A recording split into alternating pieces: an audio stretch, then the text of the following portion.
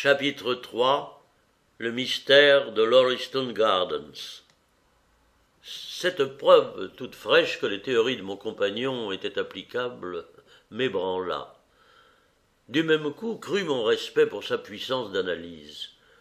Toutefois je me demandais encore si tout cela n'avait pas été préparé pour m'éblouir. Mais quel intérêt aurait eu Sherlock Holmes à m'en imposer de la sorte? Je le regardais. Il avait fini de lire la lettre et ses yeux avaient pris une expression vague, terne, qui marquait chez lui la préoccupation. « Mais comment diable avez-vous pu deviner cela » demandai-je. « Deviner quoi » fit-il sans aménité. « Eh bien, qu'il était un sergent de marine en retraite. »« Je n'ai pas de temps à perdre en bagatelle, » répondit-il avec brusquerie, avant d'ajouter dans un sourire. « Oh, excusez ma rudesse. Vous avez rompu le fil de mes pensées. Mais c'est peut-être aussi bien. Ainsi donc, vous ne voyiez pas que cet homme était un sergent de marine? » « Oh non, certainement pas. »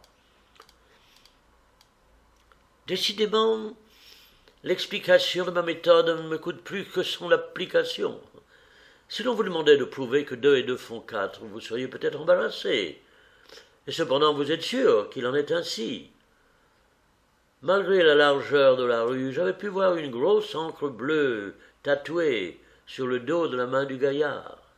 Cela sentait la mer. Il avait la démarche militaire et les favoris réglementaires. C'était à n'en pas douter un marin. Il avait un certain air de commandement et d'importance. Rappelez-vous son port de tête et le balancement de sa canne. En outre, son visage annonçait un homme d'âge moyen, sérieux, respectable. Tous ces détails m'ont amené à penser qu'il était sergent. « Oh, c'est merveilleux !» m'écriai-je. « Peu ! L'enfance de l'art, » dit Holmes, mais d'un air qui me parut trahir sa satisfaction devant ma surprise et mon admiration manifeste. « Tout à l'heure, j'ai dit qu'il n'y avait plus le criminel. J'avais tort à ce qu'il paraît, voyez plutôt. » Il me lança la lettre apportée par le commissaire. « C'est épouvantable !» m'écriai-je après avoir parcouru quelques lignes. « Voilà qui semble en effet sortir de l'ordinaire, » dit-il avec sang-froid. « Auriez-vous l'obligeance de me la relire à haute voix ?» Voici la lettre. « Cher Monsieur Sherlock Holmes, il y a eu une triste affaire au numéro 3 de Lauriston Gardens qui aboutit à Brixton Road. Vers 2 heures du matin, notre agent de service vit une lumière dans la maison. Ce fait éveilla ses soupçons car il s'agit d'une maison inhabitée. Il trouva la porte ouverte et dans la pièce de devant, qui est sans meubles, il découvrit la dépouille mortelle d'un individu bien mis, ayant dans sa poche des cartes au nom de Enorth G. Drever, Cleveland, Ohio, USA. Il n'y a pas eu de vol, il n'y a pas non plus d'indices qui nous révèlent la façon dont cet homme a trouvé la mort. On a relevé des traces de sang dans la pièce, mais le cadavre ne porte aucune blessure. Nous ne nous expliquons pas sa présence dans cette maison vide. En fait, cette affaire est un casse-tête. Si vous pouvez venir sur les lieux avant midi, vous m'y trouverez. En attendant votre réponse, j'ai laissé tout comme c'était. Si vous ne pouvez pas venir, je vous communiquerai de plus amples détails. Vous m'obligeriez beaucoup en me réservant la faveur de me dire votre opinion. Agréé, cher monsieur, etc. Tobias Gregson. Gregson est le meilleur limier de Scotland Yard, dit mon ami. Lui et Lestrade sont le dessus du panier, ce qui ne veut pas dire qu'ils valent grand-chose. Rapides et énergiques, ils sont en revanche routiniers de façon scandaleuse. Par-dessus le marché, ils travaillent à couteau tiré, jaloux l'un de l'autre, comme des vedettes. L'affaire ne manquera pas de piquant si on les lance tous deux sur la piste. Sa tranquillité me renversait. Je m'écriai « Mais vous n'avez pas un moment à perdre. Faut-il aller vous chercher un fiacre ?»« Je ne sais pas encore si j'irai là-bas. Il n'y a pas plus paresseux que moi, du moins quand la flemme me prend. D'autres fois, je suis assez allant. Mais c'est la chance de votre vie, Holmes. Bah, en supposant que je tire la chose au clair, Vous pouvez être sûr que Gregson, Lestrade et consorts s'en attribueront tout le mérite.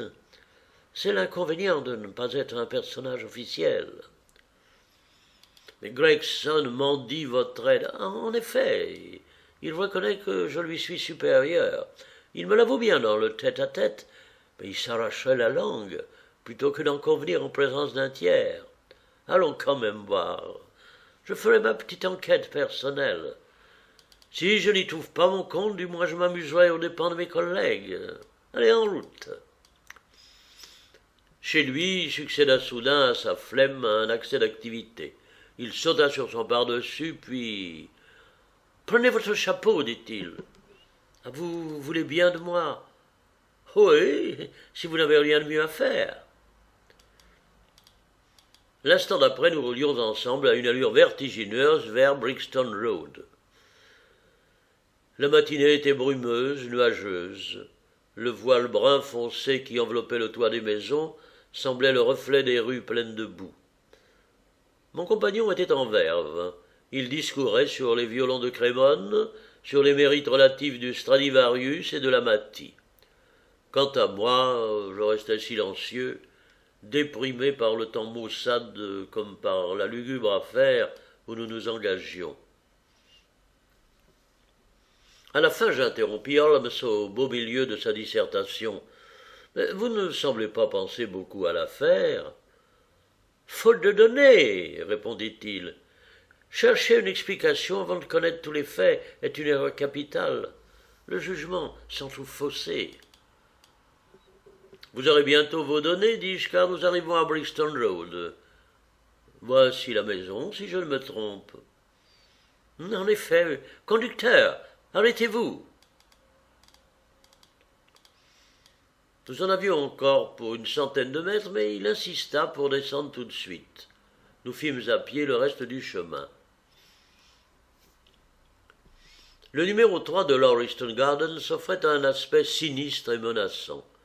C'était une des 4 maisons qui se dressaient en retrait à quelque distance de la rue. 2 d'entre elles étaient habitées et les 2 autres étaient vides. La dernière avait 3 rangées de fenêtres sans rideaux, mélancoliques, nues, désolées. Ici et là, sur les vitres sales, s'étalait un écriteau « à louer ». Un petit jardin parsemé de touffes de plantes malingres séparait chaque maison de la rue. Il était traversé par une allée étroite de couleur jaunâtre, mélange d'argile et de gravier. La pluie tombée pendant la nuit avait tout détrempé. Le jardin était bordé par un mur de briques haut d'1 mètre et muni d'une balustrade en bois. À ce mur était adossé un robuste agent de police, entouré d'un petit groupe de badauds qui allongeaient le cou et écarquillaient les yeux dans le vain espoir de surprendre quelque chose de l'enquête menée à l'intérieur.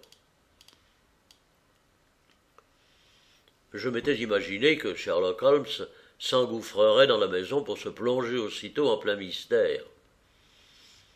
Au contraire, il prit un air insouciant, qui, en la circonstance, frisait l'affectation.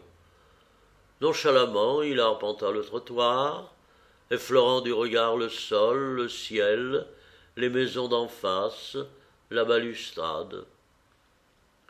Puis il descendit l'allée, ou plutôt la bordure d'herbe qui longeait l'allée, les yeux rivés au gazon. Il s'arrêta à 2 reprises. Une fois, je l'entendis pousser un cri de joie.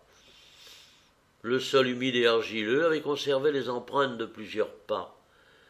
Mais, comme les policiers, dans leurs allées et venues, l'avaient foulé tant et plus, je ne pouvais m'expliquer que mon compagnon pût encore en espérer quelque révélation. Toutefois, je savais que là où moi je n'apercevais rien, lui distinguait une foule de choses. Il m'avait déjà donné une preuve extraordinaire de l'acuité de son regard. À la porte d'entrée, un homme de haute taille nous accueillit.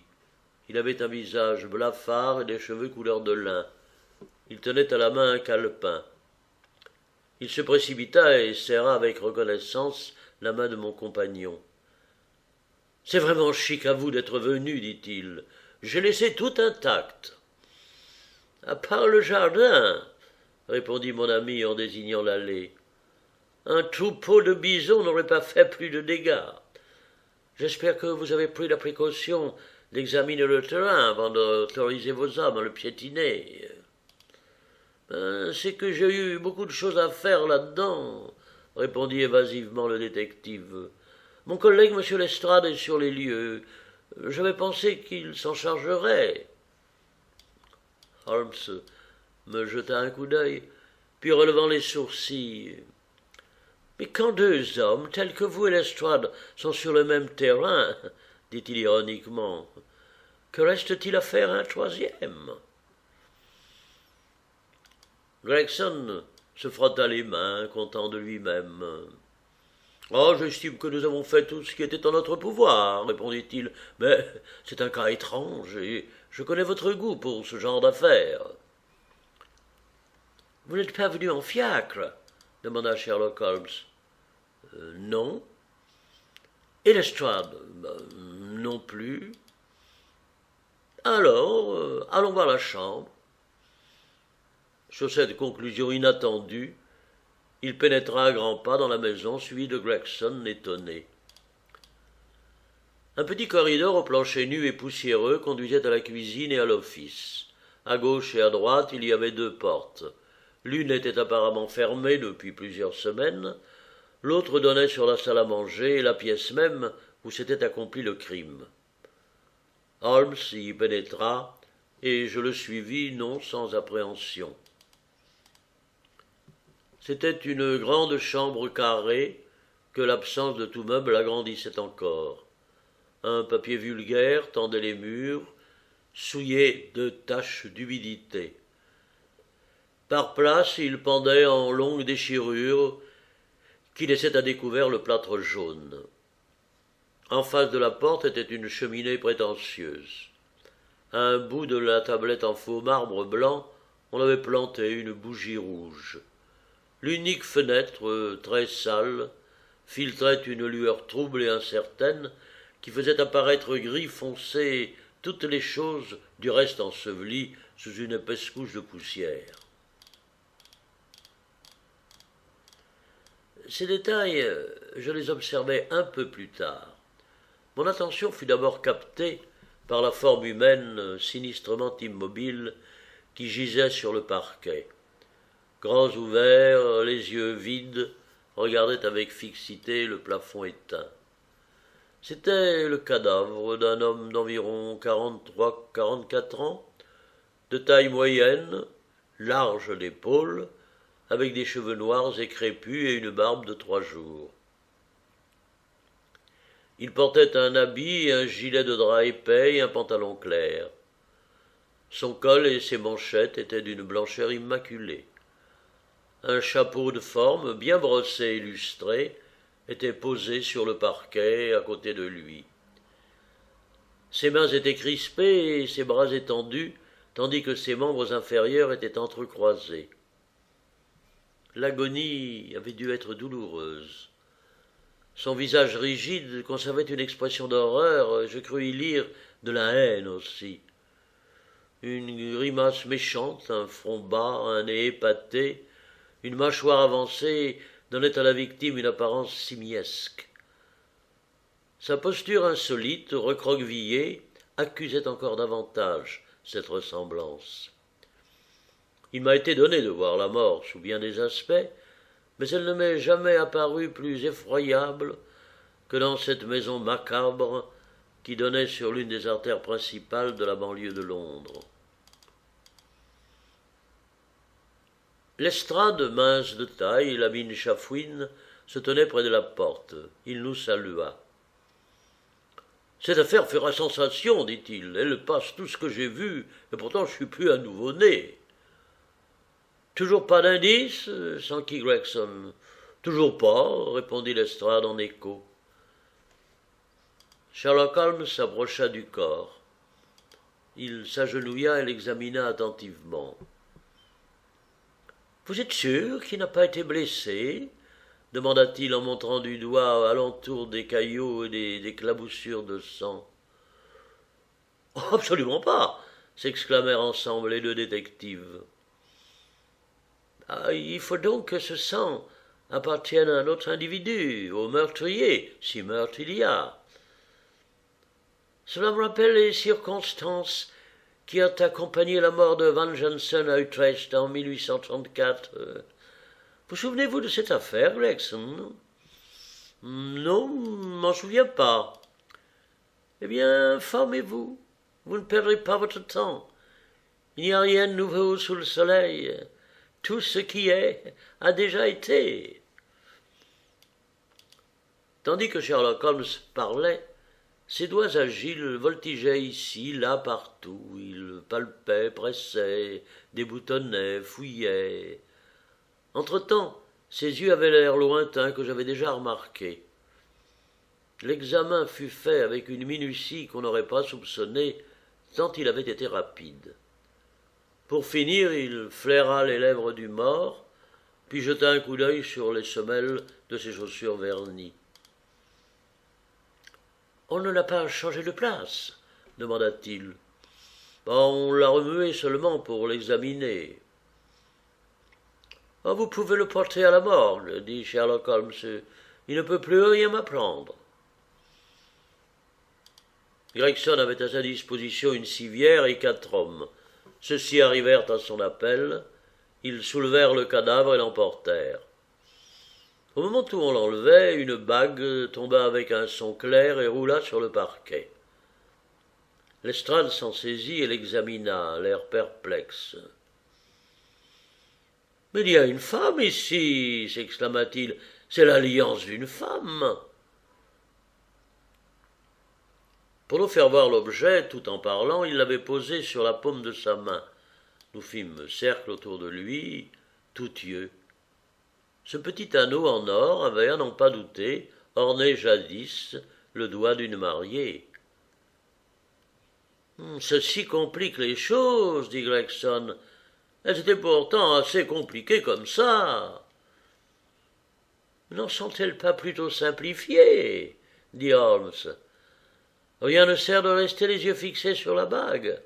Qu'est-ce que vous avez trouvé dans les poches de la victime ?»« Tout est là, » répondit Gregson, pointant du doigt des objets en tas sur la dernière marche de l'escalier.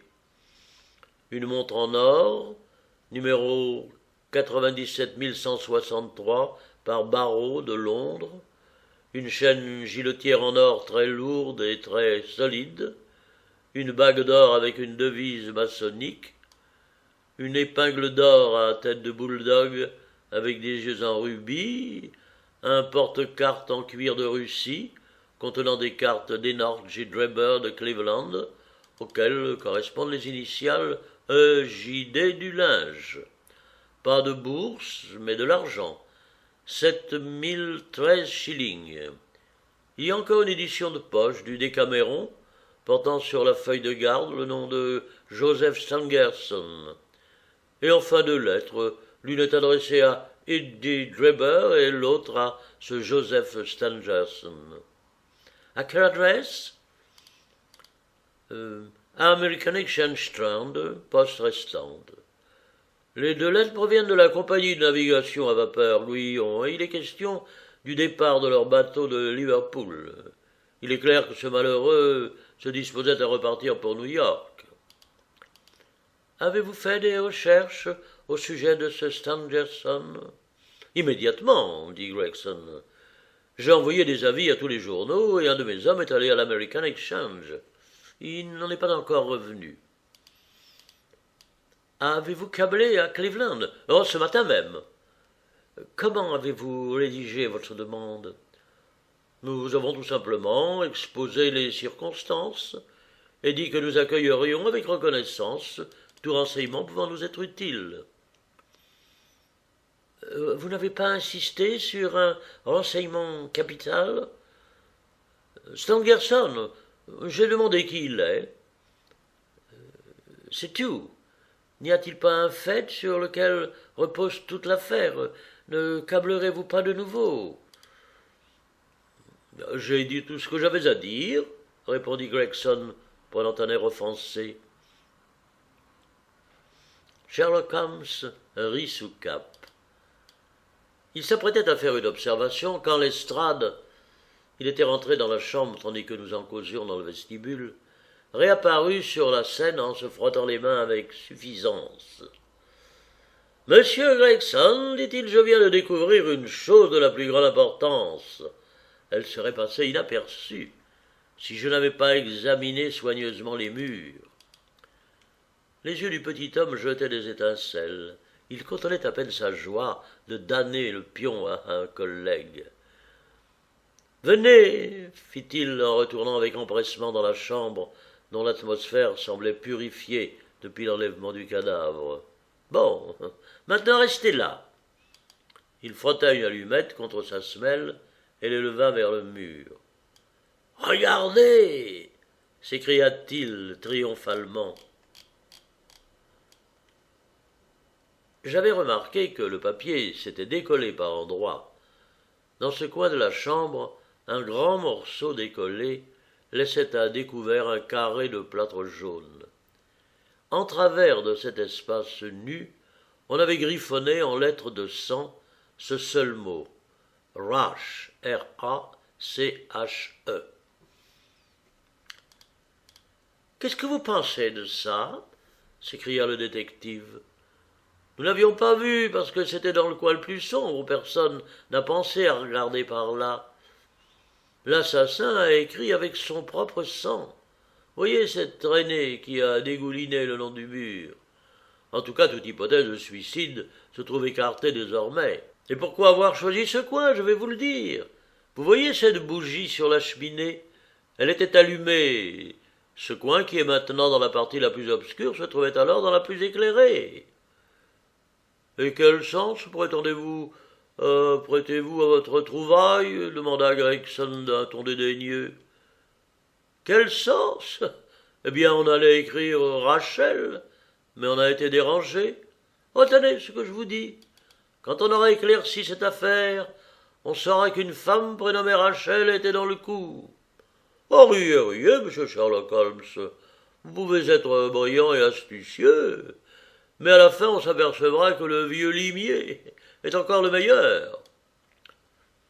Ah, je vous demande bien pardon, dit mon compagnon qui avait irrité le petit homme en pouffant de rire. Sans conteste, le mérite de cette découverte vous revient, comme vous le dites. Tout prouve que l'inscription a été faite par l'autre acteur du crime. Je n'ai pas encore eu le temps d'examiner cette chambre, mais si vous m'y autorisez, je vais le faire à présent. Tout en parlant, il sortit brusquement de sa poche un mètre en ruban et une grosse loupe ronde. Muni de ces deux instruments, il trotta sans bruit dans la pièce. Il s'arrêtait, il repartait. De temps à autre, il s'agenouillait, même une fois, il se coucha à plat ventre. Il semblait avoir oublié notre présence. Il monologuait sans cesse à mi-voix. C'était un feu roulant, ininterrompu d'exclamations, de murmures, de sifflements et de petits cris d'encouragement et d'espoir. Il me rappelait invinciblement un chien courant de bonne race et bien dressé, qui s'élance à droite puis à gauche à travers le hallier et qui, dans son énervement, ne s'arrête de geindre que lorsqu'il retrouve la trace. Pendant plus de 20 minutes, Holmes poursuivit ses recherches. Il mesurait avec le plus grand soin l'espace qui séparait deux marques invisibles pour moi, et de temps à autre, tout aussi mystérieusement, il appliquait son mètre contre le mur. À un endroit du parquet, il mit, avec précaution, un peu de poussière en tas, puis la recueillit dans une enveloppe. Finalement, avec la plus grande minutie, il étudia à la loupe chaque lettre du mot inscrit sur le mur. Cela fait, il parut satisfait. Il remit dans sa poche le mètre et la loupe. « On a dit que le génie n'est qu'une longue patience, dit-il en souriant. Ce n'est pas très exact, mais cela s'applique assez bien au métier de détective. » Gregson et Lestrade avaient observé les manœuvres de l'amateur avec beaucoup de curiosité et un peu de mépris. Il ne se rendait évidemment pas compte d'un fait qui n'apparaissait enfin. Les plus petites actions de Sherlock Holmes tendaient toujours vers un but défini et pratique. « Quel est votre avis » demandèrent ensemble les deux hommes. « Si j'étais censé vous venir en aide, messieurs, je vous volerais le crédit que vous devez tirer de cette affaire. N'importe qui serait malvenu d'intervenir dans une enquête que vous avez si bien menée jusqu'à présent. » Ces paroles sentaient le sarcasme d'une lieue. « Si vous voulez me tenir au courant de vos recherches, ajouta-t-il, je serai heureux de vous apporter toute l'aide possible. Entre-temps, j'aimerais parler à l'agent qui a trouvé le corps.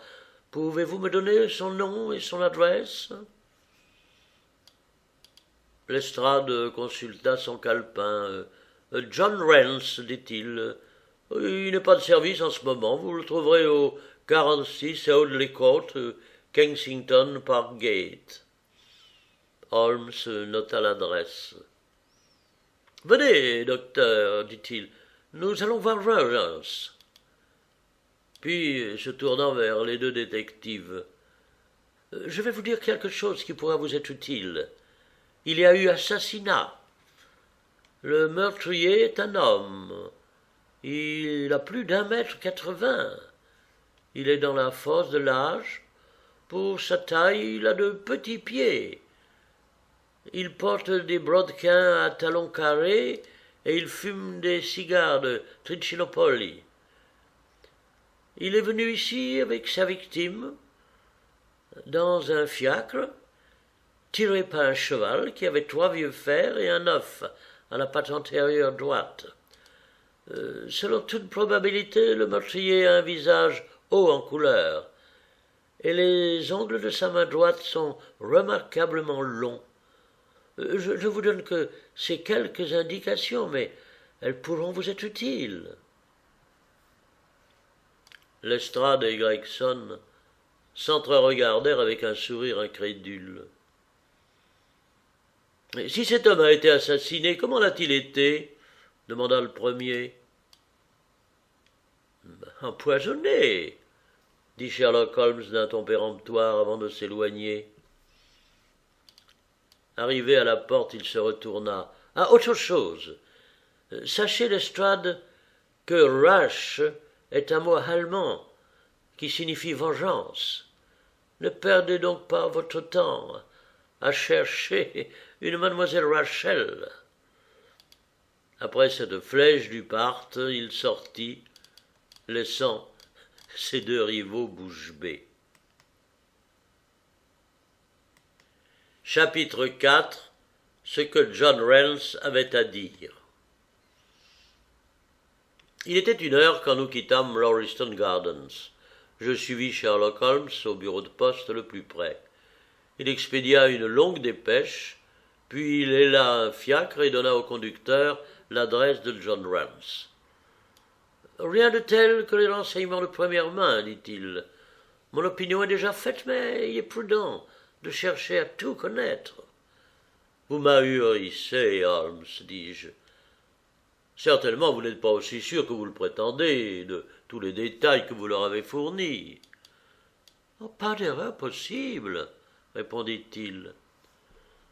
« La première chose que j'ai remarquée en arrivant là-bas, c'est que les roues d'une voiture avaient creusé 2 ornières près de la bordure du trottoir. Or, jusqu'à la nuit dernière, nous n'avons pas eu de pluie depuis 1 semaine. Par conséquent, les roues qui ont laissé une empreinte si profonde ont dû y passer la nuit dernière. Il y avait aussi la marque des sabots. Le dessin de l'un d'eux était net, le fer était donc neuf. Puisque le fiacre était là quand il pleuvait, et que d'après Gregson, on ne l'a pas revu de la matinée, il faut donc qu'il ait amené de nuit ces 2 individus. « Cela est simple, dis-je, mais la taille du meurtrier. »« La taille d'un homme 9 fois sur 10, déduit de la longueur de ses enjambées. C'est un calcul assez facile, mais je ne veux pas vous ennuyer avec des chiffres. Les pas du meurtrier se voyaient dehors dans la boue et à l'intérieur sur la poussière. Et j'ai eu un moyen de vérifier mon calcul. Quand un homme écrit sur un mur, il le fait d'instinct au niveau de ses yeux. Or, l'inscription était un peu plus d'1,80 m du sol. Un jeu d'enfant. Et son âge, demandai-je. Oh bien, un homme ne peut pas être tout à fait vieux s'il enjambe facilement 1,80 m. C'était la largeur d'une flaque d'eau dans le jardin. Les chaussures vernies l'avaient contourné et les talons carrés l'avaient sauté. Il n'y a rien de mystérieux là-dedans. J'applique tout simplement aux choses de la vie quelques-unes des règles d'observation et de déduction que j'ai préconisées dans mon article.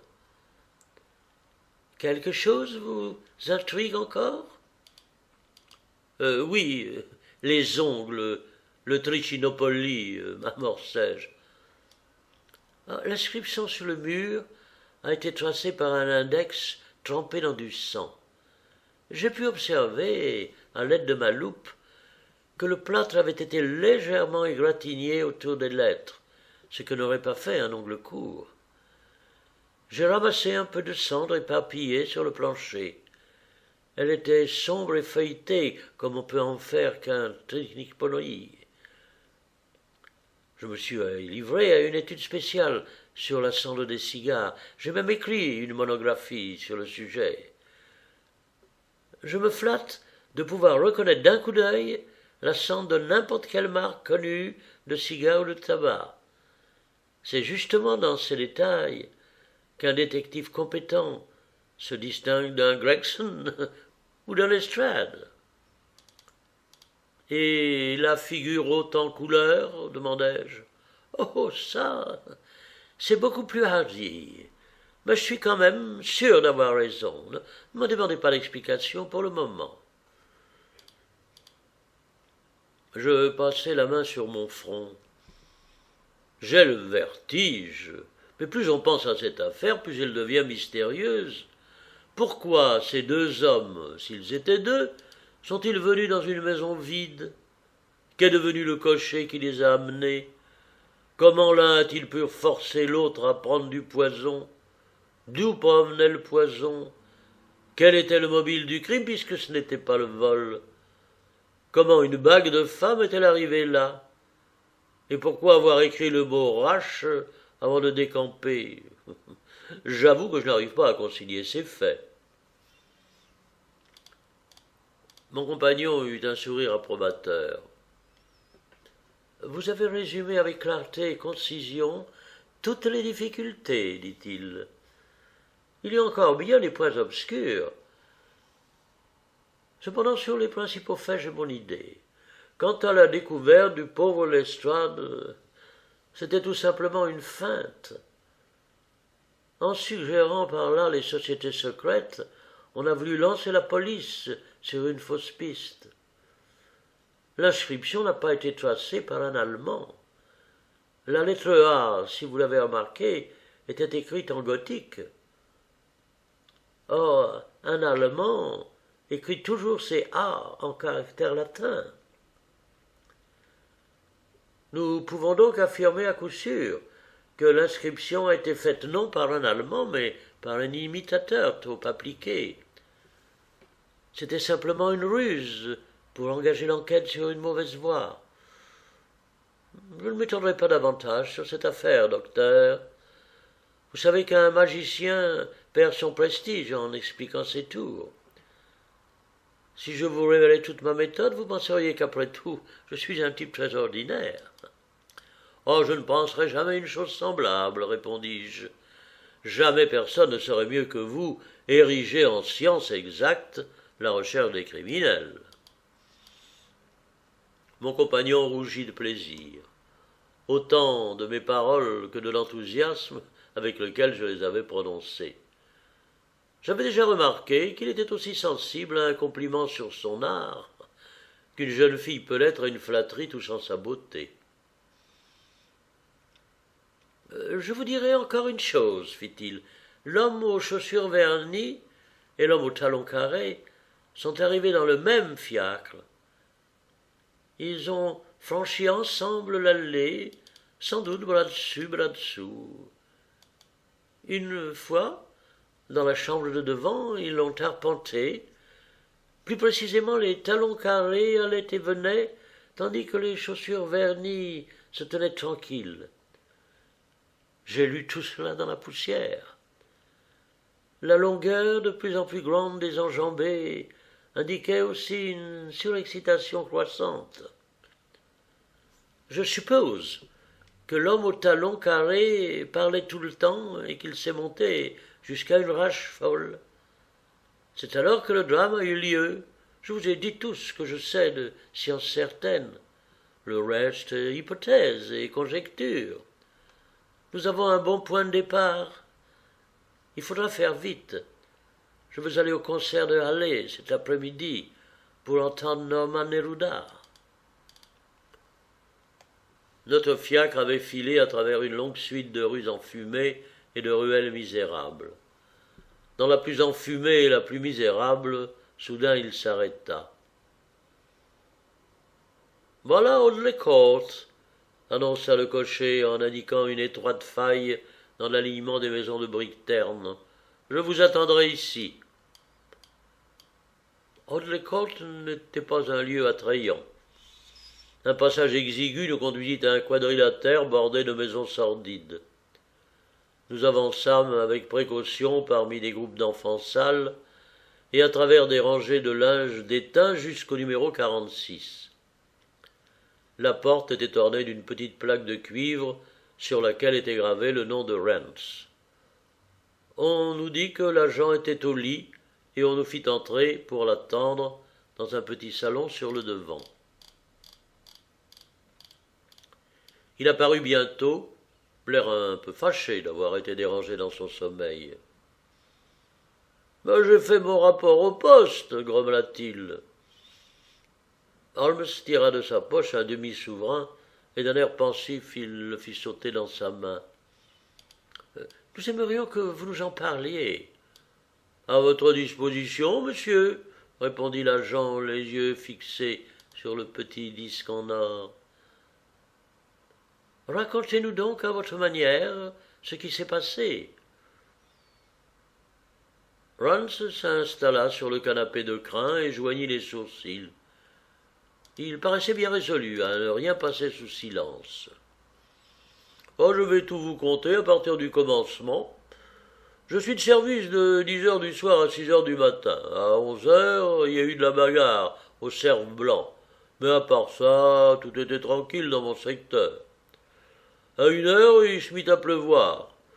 J'ai rencontré Harry Melcher, celui qui a la ronde de Holland Grove.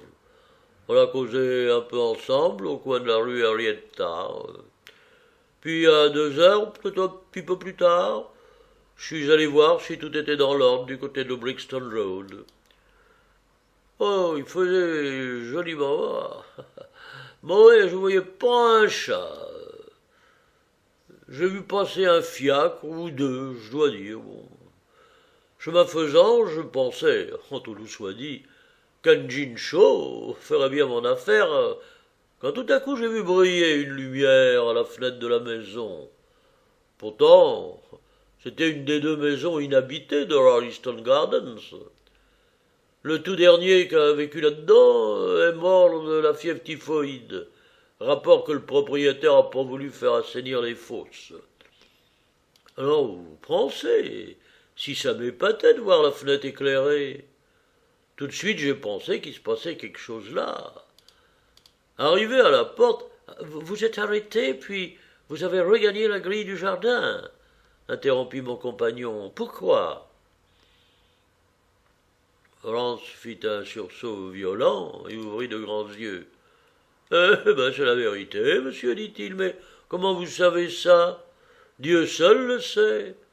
Voyez-vous, quand je suis arrivé devant la porte, tout était si tranquille et si désert que je me suis dit que ce serait tout aussi bien si j'avais quelqu'un avec moi. Je ne crains rien de ce côté-ci de la tombe, mais j'ai pensé que c'était peut-être le type qui est mort de la typhoïde qui revenait examiner les fosses. Cette idée-là m'a collé la trouille, alors j'ai rebroussé chemin pour voir si je verrais pas la lanterne de Murcher. Mais de lui dites personne, pas de trace. Ah, il n'y avait personne dans la rue. Oh, pas âme qui vive, monsieur, pas même un chien. J'ai pris sur bras et je suis retourné à la maison. J'ai poussé la porte. Tout était silencieux là-dedans. Alors je suis entré dans la chambre où il y avait de la lumière. Une bougie brûlait sur la cheminée, une bougie de cire rouge. Et à la lueur de cette bougie, qu'est-ce que j'aperçois? Cela, je le sais. Vous avez fait plusieurs fois le tour de la chambre et vous vous êtes agenouillé près du corps. Puis vous êtes allé au fond du corridor et vous avez essayé d'ouvrir la porte de la cuisine. Ensuite, Rance se releva d'un bond, tout ensemble effrayé et soupçonneux. « Mais où étiez-vous caché pour voir tout ça ?» s'écria-t-il. « Vous m'avez tout l'air d'en savoir trop, vous !» Holmes se mit à rire. Il lui jeta sa carte par-dessus la table. « Ne me faites pas arrêter sous incubation de meurtre, dit-il. Je suis un chien de chasse, je ne suis pas le loup. M. Gregson et M. Lestrade répondent de moi, mais continuez. Qu'est-ce que vous avez fait ensuite? Hans se rassit. Il ne paraissait pas trop rassuré. J'ai regagné la grille et j'ai sifflé. Murcher est arrivé avec deux autres. La rue était toujours déserte? Pour ainsi dire. Comment cela? Un large sourire épanouit le visage de l'agent. Ah, j'ai déjà vu bien des types sous, dit-il, mais des pofs comme ce gaillard-là, ma foi, non jamais. Quand je suis sorti, il était à la grille. Appuyé contre les barreaux, il chantait à s'épouvanner. Il ne pouvait pas se tenir debout. Nous aider, encore moins. Quelle sorte d'homme était-ce? Oh, John Rance parut ennuyé de revenir sur ce sujet à côté de la question. Un homme sourd, comme il n'est pas permis d'être, répondit-il. Il serait retrouvé en tôle si nous n'avions pas été si occupés. Mais son visage, ses vêtements, ne les avez-vous pas remarqués? Interrompit Holmes avec impatience. Oh, pour sûr que je les ai remarqués parce que j'ai soutenu le type avec Murcher.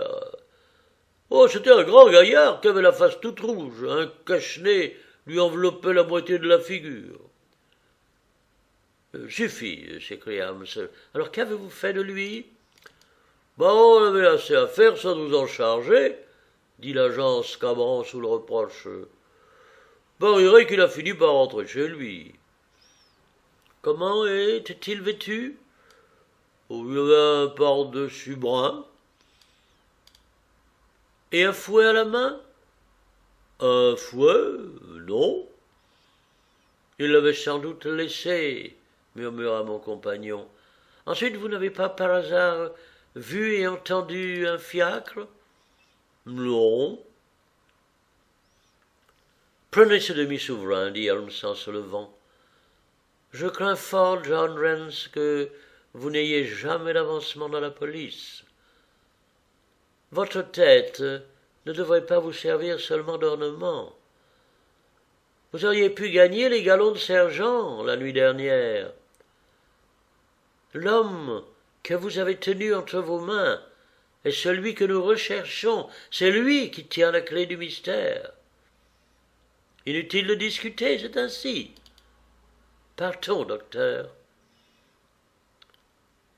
Nous laissâmes notre informateur incrédule, mais évidemment mal à l'aise.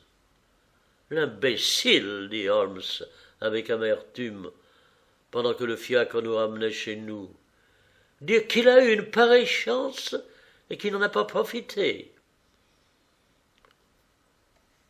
Je ne vois pas encore clair, dis-je. Le signalement de l'ivrogne concorde bien avec l'idée que vous vous faisiez du meurtrier. Mais pourquoi Serait-il retourné sur les lieux de son crime? Pas l'habitude des criminels. Mais la bague, mon ami, la bague, voilà ce qu'il revenait chercher. Il n'y a pas d'autre moyen de l'attraper. Nous pourrons toujours appâter notre hameçon avec la bague. Je tiens mon homme, docteur. Je parierais 2 contre 1 que je le tiens. Il faut que je vous remercie. Sans vous, je ne me serais peut-être pas dérangé et j'aurais manqué la plus belle étude de ma vie. Une étude en rouge, n'est-ce pas? Pourquoi n'utiliserions-nous pas un peu l'argot d'atelier? Le fil rouge du meurtre se mêle à l'écheveau incolore de la vie. Notre affaire est de le débrouiller, de l'isoler et de l'exposer dans toutes ses parties. Et maintenant à table. Et ensuite Norman Neruda. Ses attaques et son coup d'archet sont magnifiques. Quelle est donc la petite chose de Chopin qu'il joue si admirablement? Ah, le limier amateur s'affala sur la banquette et se mit à chanter comme une alouette, tandis que je méditais sur la complexité de l'esprit humain.